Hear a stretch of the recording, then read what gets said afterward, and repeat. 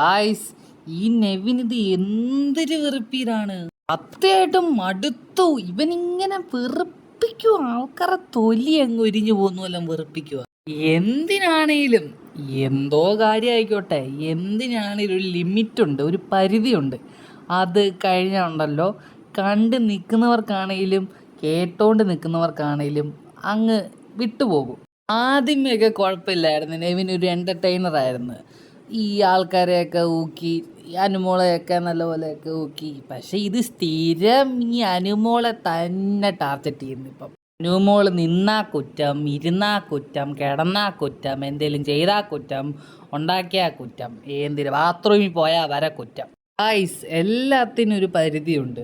അതിപ്പോൾ കേട്ട് കേൾക്കുന്ന അനുമോൾക്ക് വരെ ഒരു പരിധിയുണ്ട്. എനിക്കറിയാൻ വയ്യാത്ത അനുമോൾ ഇപ്പോഴും എങ്ങനെയാ അവൻ്റെ കർണത്തിന് തുറന്ന് കൊടുക്കാണ്ട് ഇവിടെ നിൽക്കുന്നതെന്ന്. സത്യമായിട്ടും പറയുക, ഞാനെങ്ങാനും അനുമോളുടെ സ്ഥാനത്തായിരുന്നു ഈ ഉറപ്പായിട്ടും ബിഗ് ബോസും ഇല്ല, ഒരു മണ്ണാങ്കട്ടയില്ല, അവൻ്റെ ആ തലമണ്ടക്കെട്ടൊരെണ്ണം കൊടുത്തിട്ട് ഞാൻ വന്നത്. കാരണം ഒരു മനുഷ്യനെ എത്രത്തോളം ഇറിറ്റേറ്റ് ചെയ്യാൻ പറ്റുമോ അത്രേ ഇറിറ്റേറ്റ് ചെയ്യും. ഇവൻ എല്ലാവരുടെ അടുത്തും ഇങ്ങനെ ആയിരുന്നെങ്കിൽ കുഴപ്പമില്ലായിരുന്നു. പക്ഷെ ഇത് അനുമോളെ തന്നെ. ബിഗ് ബോസ് ആണെങ്കിലും ലാലേട്ടനാണേലും ഒന്നും പറയത്തില്ല. വീക്കെൻഡ് എപ്പിസോഡിൽ ലാലേട്ടൻ്റെ മുന്നിൽ വരെ ഇവൻ ഓരോ കാര്യങ്ങൾ പറയുന്ന കേൾക്കണം. ഈ കഴിഞ്ഞ വീക്കെൻഡ് പറഞ്ഞ കേട്ടില്ലായിരുന്നു, ലാലേട്ടൻ്റെ മുന്നിൽ ലാലേട്ടനോടാണ് അവൻ പറഞ്ഞത് അനുമോളെ ഞാൻ കൊല്ലുന്നതാണ് സ്വപ്നം കാണുന്നതെന്ന്. എനിക്കറിയാൻ പാടില്ല ലാലേട്ടൻ അതും കേട്ട് എങ്ങനെ നിന്നെന്ന്. നല്ല 2 ആട്ട് അവൻ്റെ മോന്തക്കെട്ട് കൊടുത്തായിരുന്നെങ്കിൽ അപ്പം അവൻ്റെ കിളി പോയേനെ. പക്ഷേ ലാലേട്ടൻ ഇതങ്ങനെ എൻകറേജ് ചെയ്യുവാണ്. എനിക്കിത് അറിയാൻ പാടില്ല, എങ്ങനെയാ ബിഗ് ബോസ് എല്ലാവരും ഇവനെ അങ്ങ് സഹിച്ച് നിൽക്കുന്നതെന്ന്. അവൻ്റെ ബാക്കി കാര്യങ്ങളൊക്കെ കൊള്ളാം, അവൻ നല്ലപോലെ ആൾക്കാരെ എൻ്റർടൈൻ ചെയ്യുന്നുണ്ട്. കണ്ടിരിക്കുന്ന നമുക്കാണെങ്കിലും ഒരു എൻ്റർടൈൻമെൻ്റ് ഉണ്ട്. പക്ഷേ ഈ അനുമോൾക്കിട്ട് ഈ കുത്തലാണ്, ഒരു മര്യാദ ഇല്ലാത്തൊരു കുത്തലാണത്. സത്യം പറഞ്ഞാൽ അനുമോളെ സമ്മതിക്കണം കേട്ടോ.